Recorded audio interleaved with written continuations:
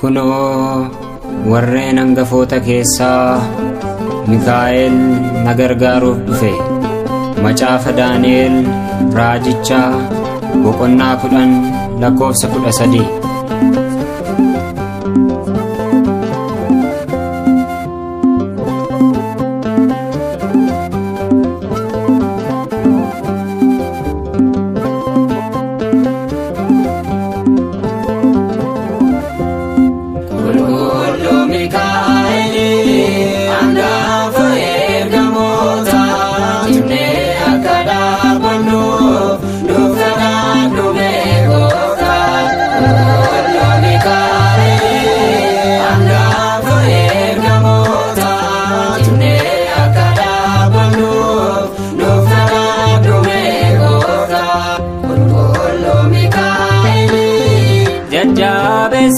Namoota qulqulluu Mikaa'el rakkoo furmaata laata.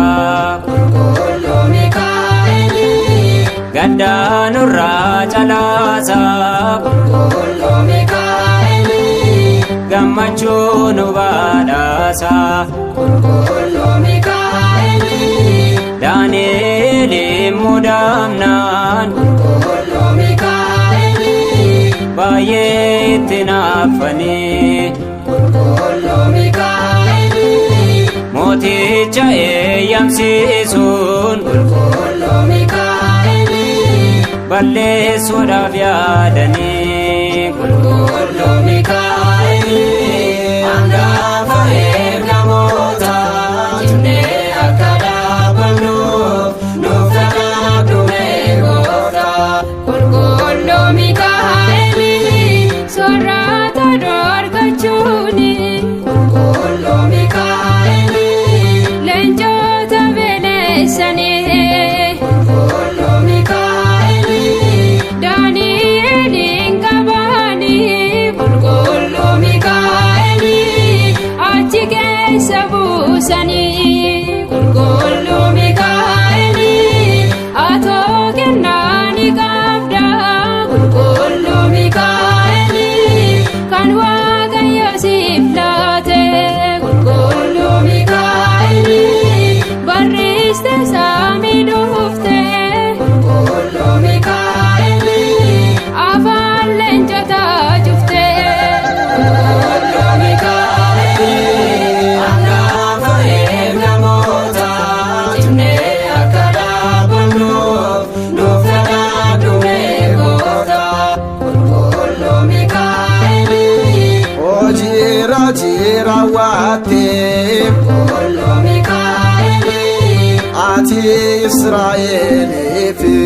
Qulqulluu Mikaa'el Fariyoon harka baasuuf. Qulqulluu Mikaa'el galaana addaan kutteefi. Qulqulluu Mikaa'el yagaggeessaa Israa'el Qulqulluu Mikaa'el kan boojii jalaa baaste.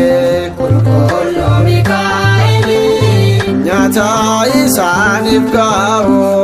Qulqulluu Mikaa'el mannaa samii harcaasteef. Qulqulluu Mikaa'el hangafa ergamoota jennee akka dhaabannuuf nuuf kanaafuu meeqoodha. Qulqulluu Mikaa'el xalaayee du'a kenne. Qulqulluu Mikaa'el mootiin bari'aanitti. Qulqulluu Mikaa'el Mikaa'el afuraasaan. Qulqulluu Mikaa'el jijjiire jireenyatti.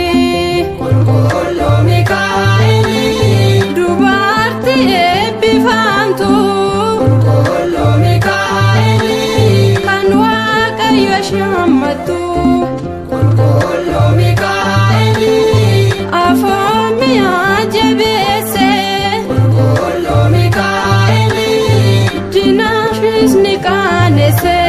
Qulqulluu Mikaa'el